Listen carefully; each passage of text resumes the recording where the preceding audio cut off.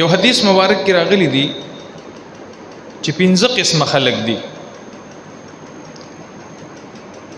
او دغه خلق نبی علیہ السلام مبارک فرمایي چې د قیامت پر ورځ به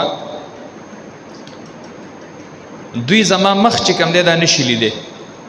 د قیامت پر ورځ خو لوی نعمت دا دی کنه د ټولو نه لوی نعمت د یو عاشق د پاره د خپل معشوقي دیداري د سیده کو نه ده نو بیا نبی علیہ الصلوۃ والسلام مبارک چې موږ په ارمان باندې یو چې د نبی علیہ الصلوۃ والسلام مبارک سره به کله زموږ ملاقات کیږي کله به دغه د نبی علیہ الصلوۃ والسلام چهره مبارکه مخ مبارک دا به موږ کله د دې زیارت کوو د دې په ارمان باندې موږ او تاسو ټول مسلمانان یو د الله رب العزت د دیدار پارمان باندې مونږ او تاسو ټول مسلمانان خو چې دا 15 خبرې په چا کې دي نو یاد ساتئ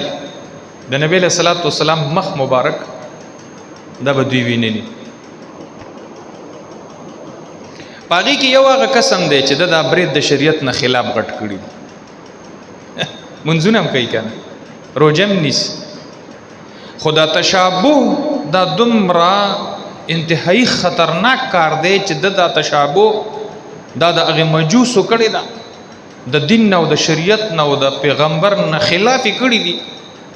نو د نبی له صلوات و سلام زیارت ورته نه ملاويږي څومره خلک به خوشحاليږي د خوشاله به یو انتهایی او په دغه ورځ به محروم پاتې کیږي او دغه شاندام راغلی دي چې د زنکدن په وخت کې د څه کس ته به کلمه نه نصیب کیږي ښا کلمه ورته نه نصیب کیږي